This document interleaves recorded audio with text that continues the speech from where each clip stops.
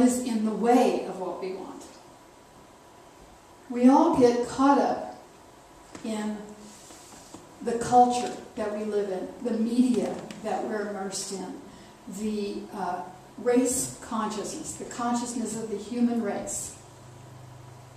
That is, we talked about, goes forever. In other words, every thought that has ever been thought is in that collective unconscious, that collective subconscious. It's not really unconscious, it's subconscious.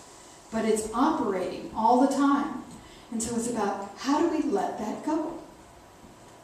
Well, it's sort of like any habit that we have. The hen sits for 21 days, and I was looking up, habits. How long does it take us to form a new habit? How long does it take us to shift something? And I'm looking, 30 days is what sort of the average is to shift a behavior. That it takes us 30 days of practice before we can shift into a new behavior. Now, we go through various stages in order to do that. And when I was in the corporate world many moons ago, they talked about the process of learning something new. And the first phase is unconscious incompetence.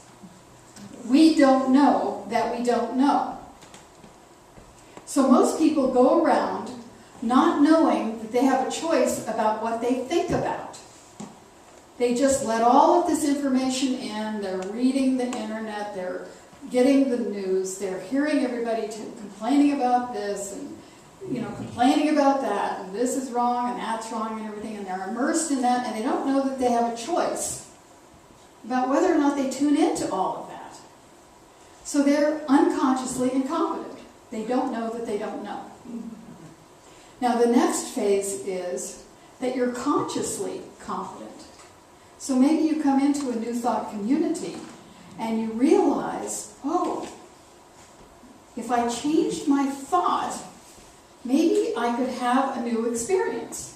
Because that is what we say, change your thinking, change your life. So we think, okay, maybe I could try that. So we're consciously incompetent. We know that if we changed our thought, but we don't know exactly how to do that. So we're consciously incompetent. But then we take classes, we do practices, we get a daily spiritual practice. We start to live in this realm of shifting our thoughts, choosing what we think about. And then we are consciously competent. But we have to be conscious of it. In other words, those little thoughts keep floating in, those fear thoughts, those doubt thoughts, those insecure thoughts, and what we just get to bless them and send them on their way without giving them a whole lot of energy. Because if we give them a whole lot of energy, if we tune into that fear channel, that is a powerful channel, and it will bring whatever it is we fear most into being. That was the lesson of Job, that old book in the Old Testament. What I feared most has come upon me. And so this is about tuning out of the fear channel. I think I told you about my dear friend Janet, who had been raised on the fear channel and was very good at manifesting from it. We lived together up in Santa Rosa, and she kept saying, that back door is so flimsy somebody could kick it in. And she would say that frequently. And sure enough, one night I got home from class and somebody had kicked in the back door. And they had robbed the house, but they had taken all of her stuff and none of mine.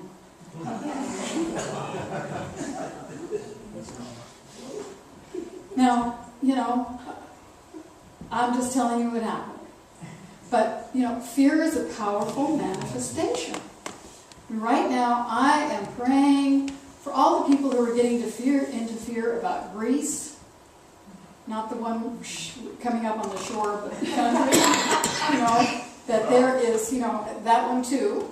But, really knowing that solution exists, and really praying that the solution will be found so that the oil can be stopped, and the solution will be found to stop the fear, because right now it's not necessarily anything real that's happening, it's the accumulation of fear that's piling up. So being consciously competent, we can say, I am not going there. I see that fear, I appreciate it, I will do whatever it is that I need to do in order to feel more secure myself, but then I can let that go. I don't have to live in the fear place. You can see it, you can take action from it, but you don't have to be stuck in it. You don't have to make a home for it in your consciousness. And then, if you practice that, and practice that, and practice that, eventually you get to unconscious competence. You don't have to think about it consciously anymore, because your mind is in a habit of looking at the affirmative, of looking at the positive, of looking at solution rather than problem.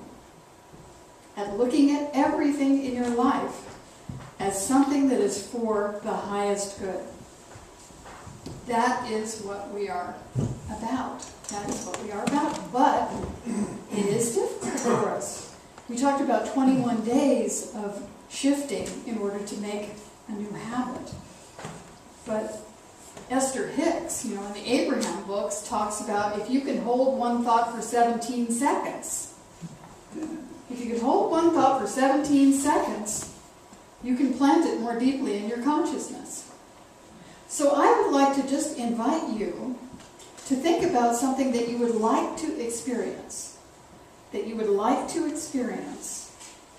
Something that is, calling to you to experience, whether it's a relationship, whether it's having to do with a job, whether it's having to do with your health. I want you to think about that thing as already having been achieved, already there. Think about the feeling that you have when that's already there, and I want you to hold that for 17 seconds. Let me time you here.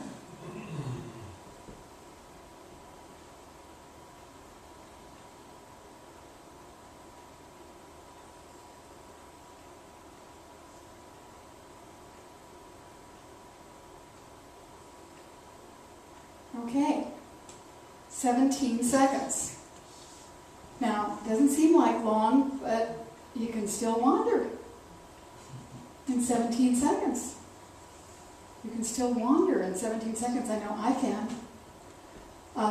Over the weekend, I was able to do some meditation thanks to Gary and Madeline. I went to their house and just was silent, and there had some space there, and I just went and practiced my mindfulness. And there was a mindfulness practice where it's you are saying, I inhale 1, I exhale 1, I inhale 2, I exhale 2, I inhale 3, and you do that to 10. Well, as I was consciously doing that, starting out, I was very conscious, so I was consciously competent, and for the first few times I could do it, all the way to 10. But then as I went along, about 7 or 8, I would find myself wandering off again. So it's about bringing your consciousness back, bringing it back. Oh yeah, what is it I want? What is it I do want to experience? Not about what I don't want to experience. What is it that I